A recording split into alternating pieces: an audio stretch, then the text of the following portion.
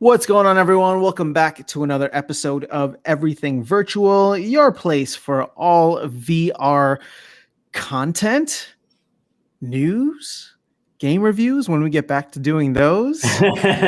We've been so stuck on news and having fun just kind of dissecting news and speculating on what's going on. But my name is Zain. I'm here with Ronnie. Ronnie, how you doing? I'm doing well. I'm exhausted. I was just talking to you about my long, boring, worthless day today. But Ronnie's had a very rough day trying to upgrade his computer, which I guess you're back at square one, essentially, right? yeah, not going to get into the details, but basically I was going to try to switch out my cases. Got everything out of the old case, and then went and bought a new case only to find that it wouldn't fit where I needed to fit. So now, yeah, I thought I was saving time by taking apart the old one first. So instead, it ended up costing me like several hours of my time. So that's the worst, man. All right, well, hopefully you get it back or up and running soon. It's running now again. Oh, it's in the old case, right? Yeah, it's just I'm exhausted. I just it's all my long day of spinning my wheels for no reason. It's the mental and emotional exhaustion of feeling like you accomplished nothing. I totally understand.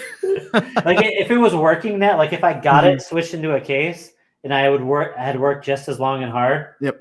I would be tired, but I'd be happy. Fair. I'm tired and I'm not happy. Yeah. All right. Well, hopefully you'll be able to get it back up and running soon. Yeah. I'm being dramatic though. At least it's working. It's okay. At least I didn't break anything when I was taking it apart, so that's good. It's okay. We all got a case of the Sunday scares right now. We're recording this on March 28th, Sunday evening.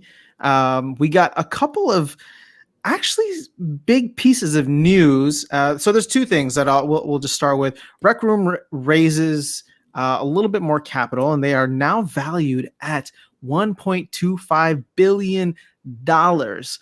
And the other piece of news, and we'll dig into each of these. The other piece of news, TechRadar had an article talking about how the next Valve Index VR headset may be wireless.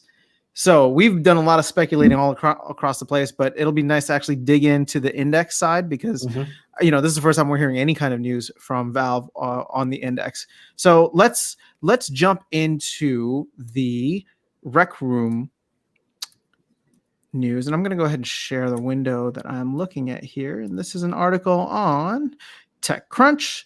So Rec Room raises, I believe it was $100 million. Yeah, $100 million from Sequoia and Index VCs. And they are now valued at $1.25 billion, which is nuts because you know what? I remember shortly after we had interviewed or had him on for an interview, they had raised $5 million.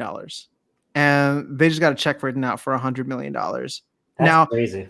I jumped into Rec Room maybe a couple weeks ago. It's obviously completely different than way back then. And, what's interesting is this article is talking about how COVID, non-surprisingly, has been a boon for, or kind of boomed has increased the user base of Rec Room. And, it just takes me back to the conversations about what we were having with like the Oasis, right? When we were talking about Facebook and Horizons, like this could be the future in a sense, right? If Rec Room already has a user base, I mean, I know a lot of the issues that Rec Room has faced throughout the years was, and it's been fascinating to actually watch Rec Room's evolution through this time, because there have been certain things like, wanting to be able to mute kids essentially when if you're an adult or you want to have an age range that you want to stick around, right? Whether you're a kid or an adult. There was the personal space issue that they had to deal with people like really getting into your personal space because it's very it's open free format, right? And so there's just been a couple of things that Rec Room I feel like has really pioneered in the space within VR, right? Like these are very unique challenges to VR. Yeah. So it's awesome to see them getting rewarded in a way that really helps to push them forward even more. But what are your thoughts? I don't know if you had a chance to read further on that. No, I mean, I echo the same sentiments just as far as how incredible it is that they got, that high valuation, that they're able to raise that much money, and that they're really just, in general, having a lot of success, right? It's still my go-to game when it comes to getting online and wanting to play something social in VR, because there's just so much to do in Rec Room. Mm-hmm. I haven't been, the person to get into VR chat or anything like that. But I think what's so engaging for me in Rec Room is the fact that I can socialize with people around very specific and fun activities. So that's always been the draw, and Mm-hmm. something that really got me super excited is when they added a lot of the questing features and stuff like that. So you can go in with friends and or just meet new people there and I remember that. go That and was fun. yeah, and it's awesome that it works not only with PC VR headsets but on the Quest and the Quest 2. And I think that was a huge win for them as far as being able to have a standalone headset that you can just get your friends to jump in and play with is really awesome. And then I personally haven't gotten a chance to check out any of the non-VR applications of Rec Room, but I mean, I know they expanded with that as well, so that you can join from cell phones or from your PC, and just in general, to think that they, were one of the first movers in the VR space on this game, and now they've been able to develop such a good platform. I just think it's really awesome, and it's still, like I said, it's one of those classics that it was one of the first social VR games I had ever played, and it's very admirable that to this day they're continuing to add content to the point where it's probably the most feature rich, jam packed social VR game that I know of. So yeah, no, I think about the paintball game, which was kind of in the inaugural launch of paintball mini game, I should say, which was kind of in the inaugural launch of the game, and that was like one of the first like real social experiences where I was like, oh, this is something for everybody, right? Because I think about and this is not to take away from like Onward and like a lot of the other games that were early on for like first person shooter. It's weird to say first person shooter when you are the person shooting the gun, right? Like VR totally like flips that paradigm on its head. But it was like, it's like a fun way for people to kind of experience that this certain type of, I was going to use the word athletic, which part of it is, right? But like, it's a very physical experience, and it's fun. It's simple. It's easy. Anybody can go into it. I used to spend hours in that thing, just, it was fun. So to me, it's just really cool to see Rec Room and the Rec Room team just continue to build. And so, Ronnie, we talked about this, 2016, I think you and I, before we even started the podcast, I think we were probably sitting in one of our living rooms or on the phone or something after you had showed me VR. And I was like, this is insane. This is insane. This is going to be like a billions of dollar industry. And now we have, I don't know if they're the first, but one of the development teams that we got to know and have on the podcast at some point is now worth over $1 billion. Right. So like within 5 years, it's happening. So, this VR train is very much on the move. And I'm very excited to see, because here's the thing, this is the first domino to fall, right? Like there's a lot of other really, really solid teams out there that you and I have met, whether it's like a full on staff or a 2-man team or a 1-man team, right? We're always going to go back. We always got to shout out Thomas from Containment Initiative, right? So, hell of a game for, what he was able to accomplish. But like all of these areas, it's just really cool to see, because now that there is interest, there can be more money piling in. And it's not going to be from your Facebook. It's not going to be from your Apple or Amazon. It's going to be from outside capital, which to me is great, because now, Rec Room is beholden to no one, right? They can make a game that they see fit and will, be cross-platform and all of that, which is phenomenal. And to me, that, again, nothing against Oculus, nothing against anyone else, but it's just, we have always been promoters of competition in the space, healthy competition, right? We don't want to see people tearing each other down, but we want to see more players in the space really pushing the limits of what can be done and pushing the limits of the innovation that's happening in VR. So I'm just really excited. I'm really happy. Congrats again to Nick and the Rec Room team. And it's really exciting. So Let's move on. I think this is the one that you are going to have a little bit more fun kind of chatting about. Let Yeah, me and go ahead. I'm curious because I'll be honest. You brought this to my attention before we started. I Mhm. don't know a lot of details about this story, so if you could fill Okay. me in Yeah. with the rest of the listeners, and then I'm, we okay. can talk about it. So Tech Radar posted this article.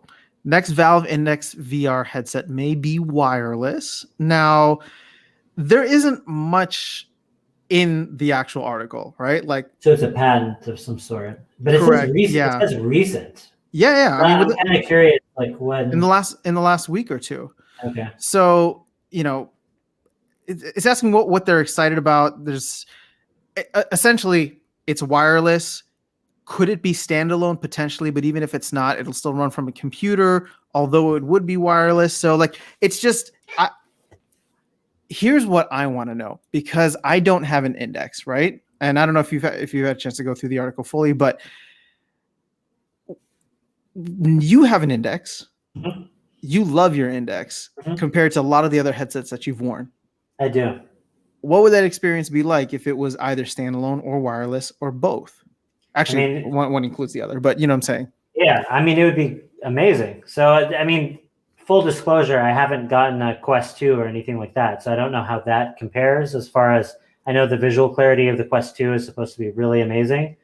But just still to this day, as far as I'm concerned, nothing really matches the comfort that the index provides. Mm-hmm. And then that combined with the super accurate tracking that you get from base stations and the serviceable controllers. I still feel like I do like the Oculus controllers for most things a little bit more than the index controllers, but Mm-hmm. the index controllers are pretty sweet.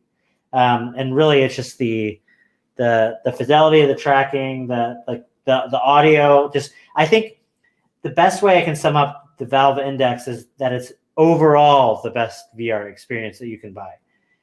There's no single category that it's necessarily the best, but taken as a whole, it just does everything so well together. Mm-hmm. And really, the only caveat to that is the fact that it's tethered to a PC right now. I mean, it doesn't bother me that much. I'm used to, corded VR. Yeah. But that's the one caveat. So if they were able to make it wireless, I think, I mean, my opinion is that they'd be much more likely to make a wireless headset that connected to a PC or some kind of an adapter for the current index before they would make anything standalone, just because, I mean, standalone would be a whole nother animal in terms of figuring out how to get the hardware inside of the headset and all of that stuff. I mean, the software or hardware? The hardware, just as far as I mean, with the Quest, it's Oculus basically from the ground up had to start making software titles for what's essentially an Android platform, and so I just don't see Valve making I could be wrong. I haven't really experimented with a lot of the Linux based Valve does a lot of weird stuff, with some of their Steam support. But as far as natively supporting, portable devices, I don't really think I can't imagine that, and I don't think that you could fit enough PC power within a small space to have some kind of a puck or something that you connected and put in your pocket. Yep. So just based on what I know, and I don't know, I'm not an insider, so there could be a lot of stuff I don't know. Based on what I know, I would assume that they're working on some kind of a wireless adapter of some sort. And if Valve were to release something like that, I'm sure it would work really well. I think if we were going to see something akin to the Vive, the HTC's wireless adapter for the Vive and the Vive Pro. Yep. If we were going to see something at that level from Valve, I think we would have already seen it.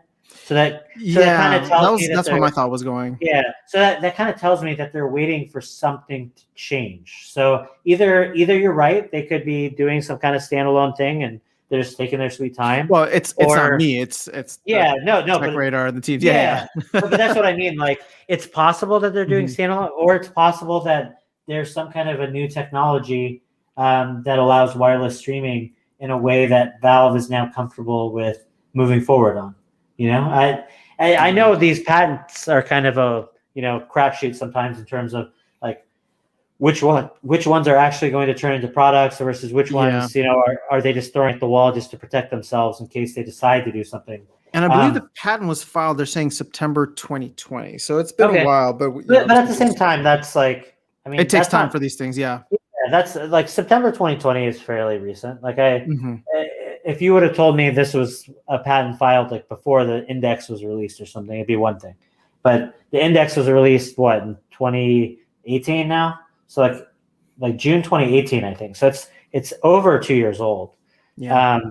So the fact that they're 2 years out filing patents for wireless headsets, I mean, at the very least, that shows you that they're still interested in working on VR headsets. That's what I was gonna say. That was my biggest takeaway. Yeah, that's exciting in and of itself. I mean, as an index owner, I would really love it if they made some kind of an adapter for my headset. Yeah. But at the same time, I mean, it's 2 years old at this point. If whatever they're working on can't be factored into the original index, and it's something that's going to come to a future headset, as long as the future headset is far enough advanced from the index, like as an index owner, I would be most bummed out if Valve released a marginal upgrade to the index with wireless. Because if they did that, then it'd be like, man, do I really want to switch out my entire headset or sell it or something, $1,000 headset that I got, or kit that I got, to get a brand new one just to add wireless. And I say just because a wireless is a big deal, but at the same time, like it's on that cusp of, man, like for some people, going wireless would be worth the upgrade in and of itself. Yeah. For me, I'd probably say I probably wouldn't make the change if I had to get a new headset and it was basically the same as my current index, but just a little bit higher res and wireless. I don't think I would be motivated enough to want to do it. But if it had other big upgrades, like if we finally got that foveated rendering or like something variable, what varifocal lenses, like all those like new special tech in VR that's going to make the experience that much better. If that got included with a new headset in addition to wireless, then of course, and if a new headset had all that, like that would be reason for me to upgrade. Like it's not only the price, right? Like I'd be willing to put down a lot of money for a new Valve headset if it's substantially better than the current index. Yeah, and to me, like I feel like it's more preferential than people might think. Like, okay, at the end of the day, if money wasn't a factor, wireless or wired, you would choose wireless, right? Course. Yeah, assuming there's no noticeable latency or anything. Yeah, no, of course. I mean, wireless, like I'm talking about the experience is exact same. It's just you don't have the cord. I think that there is a level of tolerance isn't maybe the word I'm looking for, but it matches, like a level of tolerance that people like you and I and very early adopters have come to have with the cord, right? And so it's just like we learned how to navigate around it. And the thing is, with hardware at these price points, and you and I aren't rolling around in millions, so it's not like when new hardware comes out, we're just like everybody else in this. We have to make a decision on whether or not, like, is the upgrade worth the dollars? Is it worth the headache of trying to sell what I have? Should I keep what I have? Like, it's just so in that sense, I completely agree with you. Yeah. Now, there are other people, and I know this just from the sample size and relatively large sample size of people that I got to introduce VR to early days, right, with the Vive. And their first comment was, "Oh, you can't get rid of the wire." So like they thought it was cool, but they weren't ready to jump in until it was wireless, right? Yeah. So for this, so this generation of of hardware may be geared towards them, right? Because like it's not really for us. We already bought the Vives, the Indexes, the Rifts. For the next folks, they're trying to tackle that next market, right? And say like, here's so I don't know. That's kind of where my thought process went with it. But it's also, Great to see. We've talked in depth about PSVR 2, now Oculus Quest 3 and 4 actually being mentioned at the same time in that Mark Zuckerberg interview. And so we have those. We were talking about the leak with HTC, which ended up not being about the headset, but then they confirmed that they're working on a headset. And now we get Valve talking about a potential wireless or standalone headset coming out. So it's exciting times, man. I mean, we're seeing it all around. The thing is, we knew this. I think Valve was probably the biggest black box in the sense of we don't know what's happening behind the scenes there. Nobody's really talking about it. And with their previous hardware, gaffes in the end, like, or in the past, it's more like, okay, well, if the index wasn't as commercially successful as they were hoping it would be, then they may not be jumping or chomping at the bit to get the next piece of hardware out, because it may be better for them to go back to the partnership route or to do something else, right? Like whatever the case might be. So we just don't know what's happening with Valve. So to hear that they are actually working and innovating on their end to come up with an experience that could either be standalone or wireless with at least the same level of specs, I guess, overall that we would come to expect from the Valve or the current Valve Index. I don't know. To me, that's pretty cool. Yeah, no, I agree. And them being a black box as far as VR is concerned right now is definitely true. I mean, I really don't know what they're like. I assume they're still working on, standalone VR titles, but we haven't heard any updates as far as, I think recently somebody from Valve said something about we're excited to kind of get back into, the Half-Life stuff with Half-Life Alyx, but no timetable, no really. Like they came out for a while and it was really exciting, and then they kind of went back into hiding. Yeah. So, but I think it's going to be sooner rather than later. That's the one thing I'll say from this patent and just my gut feeling from what came out with Half-Life Alyx is that they're ready for more of that. So. I probably so, and you're going to be upset with me that I still haven't had a chance to jump into Half-Life Alyx, but at some point, you have to. It's so good. I mean, hey, like I'm not gonna point any fingers because there's so many games in terms of games you need to be caught up on. Dude, like I need to get further through Boneworks. Like I need to, I'm gonna set up my Vive here because just because things have been moving around for me, I haven't found a permanent place to set it up. But I think I'm just gonna bite the bullet and commit to a room setup. Commit to a room setup for now. Just so that it'll be good to jump back into Steam. Well, especially since your computer, because I know you play other games and stuff on your PC. Yeah, I've been having a lot of fun. When are you gonna join me on Fortnite? I did, man. I mean, I don't know about tonight with all the drama from No, you're good. You're good. But sometime this week, I actually love to do it.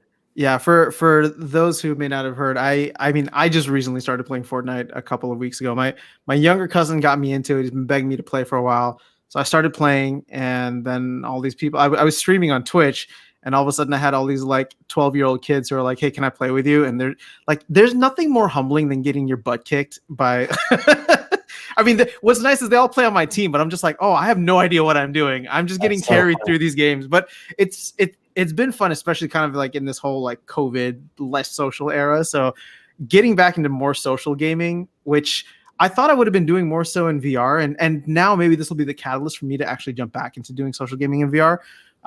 But yeah, it's been fun, man. So whenever you feel like coming through, let me know. Sounds good to me. All right, guys. Well, we're going to go ahead and wrap up here. Ronnie, I don't know if you had anything else you wanted to share, but... No, I'm good. Like I said, I just need to get some sleep and kind of do a reset. There you go. Hopefully next week we'll have more VR news to talk about. Sounds good. All right. And I know, guys, I didn't have... so for those on YouTube, I didn't do the midweek news wrap up. I'll try to get back to that this week. And so if you are watching this on YouTube, first of all, thank you so much for watching. If you enjoyed the video, a free, easy way to support the channel is just to hit the thumbs up button and to leave a comment. Let us know what you guys think. If there's any news you want us to look into, any games you want us to check out, definitely let us know there and keep the conversation going. And if you have not subscribed already, please do. We would greatly appreciate it. And for those of you listening through the podcast, you can always hit us up on Twitter at everythingvive. And yeah, Ronnie, you have a good week, man. Get some sleep tonight.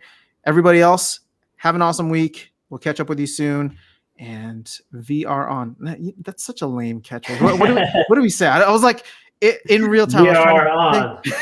I was trying to think through like what's the VR catchphrase. All right, fine. Enjoy your week. That's it. All right, later.